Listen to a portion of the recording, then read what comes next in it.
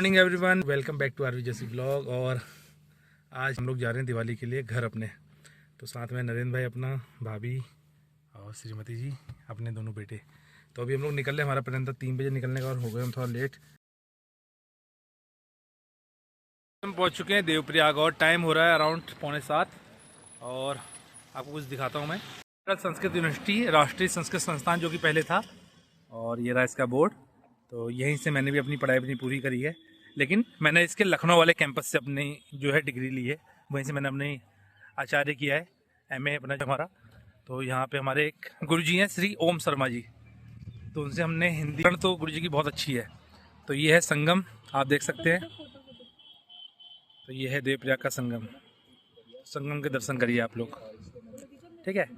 और ये हमारा काना नन्नू मुन्नू, मेरा बेबी देखो, गंगा जी देख रहा है, ठीक है। और नरेंद्र भाई वीडियोग्राफी करते हुए, और भाभी ये बिजी ऑलवेज। तो संगम दिखा दिया इनको हमने। चाहेंगे आप, क्या कहना चाहेंगे सर? आप बताओ क्या कहना चाहोगे? हाँ, और चाचा पास जाओ, चाचा पास गम गम, यहाँ देखो यहाँ देखो। काना को लगी ठंडू, काना जा रहा अपने चाचा के पास, चिपकने को तैयार है। ऐसे छुपा दो काना को, ऐसे दिखा दो बिना मुंह धोए इंसानों को। और ये देखो, इनको भी देखो, एक हेलो हाय। लोग हमेशा जाते हैं बाया कुमाऊं, अपने मतलब जो हमारा मेन रूट है हल्द्वानी होते हुए जाते हैं। लेकिन इस बार हमारे साथ नरेंद्र भाई था, तो भाई को घर ड्रॉप करते हुए हम लोग जा रहे हैं। तो मैं अपनी भाई से पूछूंगा, तो कैसा लग रहा तुम्हें रूट से आगे इस बार? अच्छा लग रहा है कि दोनों सेम ही होते हैं, गाँव उधर का भी इधर भी। वो पूरा हाईवे है ना, ये तो पूरा पहाड़ी इलाका है, पूरा पहाड़ी एरिया। ठंडा हो रहा है, बहुत ठंडा ठंडा हो रहा, मजा आ रहा है, ठीक है। अरे ये मेरा पिल्लू देखो, एक और अंदर बैठा है, ये बाहर ही नहीं निकला गाड़ी से।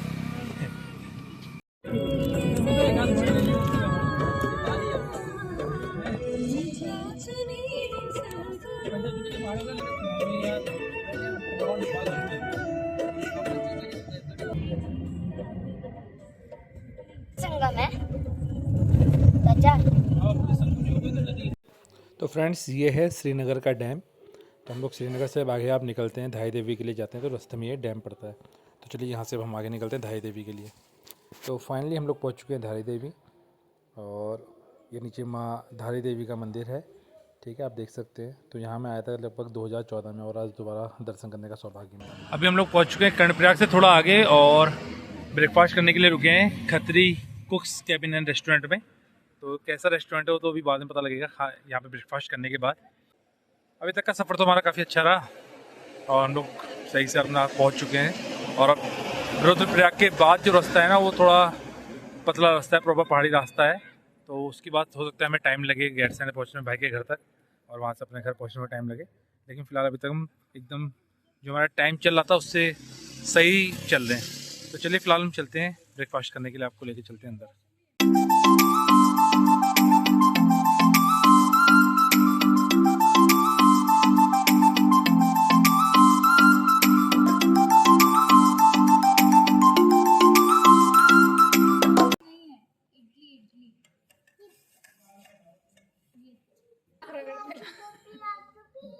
प्लीज जूस मंगा दिया मैंने भैया, जूस भी लेना खाने के लिए, ठीक है।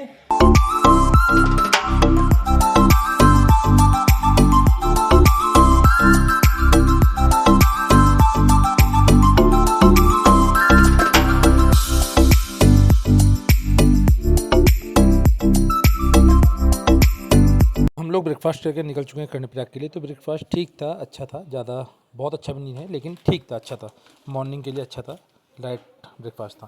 तो अभी हम लोग पहुंच चुके हैं भराड़ीसैंण, जो कि हमारे उत्तराखंड की ग्रीष्मकालीन राजधानी है, राइट, है ना। तो भराड़ीसैंण से अब हम लोग निकल रहे हैं गैरसैंण के लिए, जो कि हमारे नयन भाई का घर है, जहाँ गैरसैंण से आगे जाके पंडुआ खाल में। तो भाई अभी ड्राइविंग कर रहा है। भाई काफ़ी देर आराम कर चुका था, तो भाई ने कहा कि थोड़ी देर गाड़ी मेरे हाथ में दे दे, मैं भी चला लेता हूँ। मैंने कहा ठीक है भाई, मैं चला नहीं लेता, मैंने कहा था तू आराम कर, तुम्हें अभी और लंबी चलानी है गाड़ी। जैसा कि हमारा प्लान ये था कि लगभग अराउंड 1 o'clock तक नरेंद्र को छोड़ के हम लोग वहाँ से घर के लिए निकल जाएँ, तो एटलीस्ट 4 साढ़े 4 तक पहुँच जाए। और अभी बज चुके हैं 12। तो ऑलमोस्ट जो हमारा प्लान था, जैसा चल रहा था वैसे ही परफेक्ट टाइम पे हम लोग चल रहे हैं फिलहाल। ये मेन अड्डे पे जहाँ पे पहुँचना है भाई के घर तक। तो फाइनली हम लोग पहुँच चुके हैं गैरसैंण, और टाइम हो रहा है अभी 12:40। अब यहाँ से नरेंद्र भाई के गांव और फिर उसके बाद घर। तो ये गैरसैंण का बाज़ार, ये बड़ा बेकार है यहाँ का सीन। हाँ भाई बड़ा बेकार है ना, जो ये मतलब मार्केट के बीच में से रास्ते हैं ना जाने वाले, तो ये अच्छा नहीं है। तो इस कारण से बहुत ट्रैफिक देखने के लिए मिल जाता है। हाँ मतलब रोड एक जगह होनी चाहिए, मार्केट अलग से होनी चाहिए। तो थोड़ा यहाँ पे ये दो जगह देखने को मिला, एक मुझे कर्णप्रयाग में और एक यहाँ पे गैरसैंण के अंदर। तो ये थोड़ा जब आप आते हैं तो ध्यान देना है। देखो आप सामने देखें, आप सामने देखेंगे बादलों में देखिए दिल बना हुआ, हार्ट से बना हुआ दिखेगा आपको भाई। देख बादलों में हार्ट से बना हुआ दिखेगा। अरे छोड़ भाई, सामने बादलों में हार्ट से। देखो बच्चे स्कूल से कैसे जा रहे हैं अपने घर को पैदल पैदल, ठीक है। तो कैसे जा रहे हैं ये एक मतलब पैदल ही गांव के बच्चों का जीवन कितना कष्टमय होता है, और इतनी फैसिलिटीज उनके पास नहीं है जितना शहर के बच्चों के पास है। और उसके बाद भी ये बच्चे अच्छी पढ़ाई करने के बाद विदेशों में नौकरी करने के लिए आगे बढ़ जाते हैं, है ना। तो मतलब कहने का मतलब ये है कि जिन बच्चों को फैसिलिटीज़ मिल रही है, जो लोग शहर में आज रह रहे हैं, उन्हें उसका एडवांटेज लेना चाहिए, अच्छी पढ़ाई करनी चाहिए, अपने आप को अच्छा बनाने के लिए कोशिश करनी चाहिए। क्योंकि जो बच्चे ये ऐसे पैदल अपने इतना लगभग, सर बहुत से बच्चे ऐसे भी होंगे ना 5-5, 6-6 किलोमीटर पैदल चलते हुए। क्यों? मैं खुद चलता था, है ना। कितना? मैं 6 में पढ़ता था, तो मैं अपने गांव में एक गवर्नमेंट स्कूल में पढ़ता था। तो उसके लिए हमें ऐसे ऊपर अप हिल जाना पड़ता था। तो लगभग 2-3 किलोमीटर अप हिल था वो, और वही डाउन हिल फिर शाम को। और हमारी ऐसी हैबिट बन गई थी कि शाम को हम दौड़ के 5 मिनट में पहुंच जाते थे। मतलब एकदम परफेक्ट। आप अगर जैसे एक पहाड़ी लड़के को देखोगे, पहाड़ी लड़की को देखोगे, तो उनका जो पहाड़ों पे चलने का तरीका, भागने का, अपने बॉडी को उस तरीके से बैलेंस कर लेते हैं। पर अगर कोई बाहर से आएगा बंदा और वो यहाँ चल जाएगा, पहाड़ चढ़ रहा होगा, उसको समझ ही नहीं आएगा कि चलना कैसे, यहाँ से ऊपर कैसे चढ़ा जाए। बिल्कुल, तो ये फर्क आ जाता है। ठीक है। तो ये सब चीज़ें हैं। बाकी फिजिकल, आपको एक चीज़ बताता हूँ, हमारे जो गैरसैंण ब्लॉक के एक सुरेंद्र सिंह भंडारी नाम के एक एथलीट थे, वो आर्मी में थे और वो ओलंपिक में पहले एथलीट बने थे, उसमें ओलंपिक मैराथन में पहले एथलीट थे इस इलाके से। क्यों? क्योंकि वो अपने गांव से हमेशा गैरसैंण स्कूल आते थे और वहीं से वापस, तो उनका वो डेली प्रैक्टिस में था। तो वहीं से वो उनको मैराथन के लिए उनकी प्रैक्टिस हो रही थी, और जब वो आर्मी में गए वहाँ उनको बढ़िया अपॉर्चुनिटी मिली और वहाँ उन्होंने बहुत अच्छा भी किया। ठीक है, ये है ये पहाड़ों में रहने के फायदे। पहाड़ों में रहने के फायदे, फिजिकल फिटनेस है ना। मेरी वाइफ भी कुछ बोल रही है, क्या बोली? पहाड़ की लाइफ तो बहुत अच्छी है। लो एक रख लिया तुमने? भैया हमारे सारे पटाखे ले जा रहे हैं। हाँ, अभी आपके लिए जा, सही बात है। आपका बैग दोनों बैग तो निकालो, मेरा डब्बा तो निकाल दे भाई। एक डब्बा ये भी मेरा। एक डब्बा पकड़ाओ से दो यार। नरेंद्र कौन सा नरेंद्र भाई बोल रहे भाई वो। हम लोगों ने नरेंद्र को छोड़ दिया है और उसको हमने छोड़ा है महल चौड़ी में, क्योंकि यहाँ उसके चाचा जी उन्हें मिल गए थे, तो यहाँ से वो अपने चाचा जी के साथ जाएगा। और अब हम लोग भी लेट नहीं करेंगे और फटाफट निकलेंगे अपने घर के लिए, क्योंकि यहाँ से मुझे लगभग कम से कम 3 घंटा तो लगता है कि लग ही जाएगा। तो कोशिश रहेगी कि टाइम से और सेफ्टली हम घर टाइम से पहुँचें। तो चलिए निकलते हैं यहाँ से घर के लिए, क्यों ना चलें घर। दादी के पास जाना है, दादी पास चलो।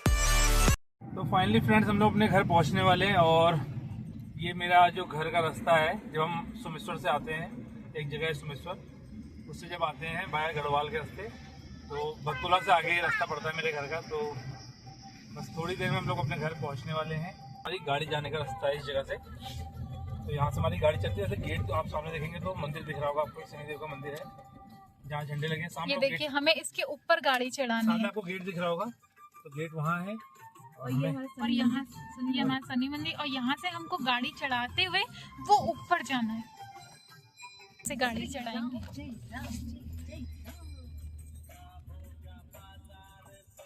बड़ा देखिए अभी तक मतलब जब से मैं छोटा हूँ तब से मैं इस रास्ते को देख रहा हूँ। और जैसे ताऊ जी लोग गाड़ी चलाते थे कभी कभी, हमारे ताऊ जी लोग भैया लोग जो गाड़ियाँ यहाँ चलाते हैं, तो तब से कभी उनकी गाड़ी बैठा आज तक मैंने रास्ता हमेशा अच्छी देखा बचपन से। ये रास्ता भगवान जाने आज तक क्यों नहीं बना, तो ये तो इसको बारे में तो मैं भी नहीं कुछ कह सकता, लेकिन आज तक ये रास्ता बन ही नहीं पाया और ना जाने क्यों नहीं बन पाया।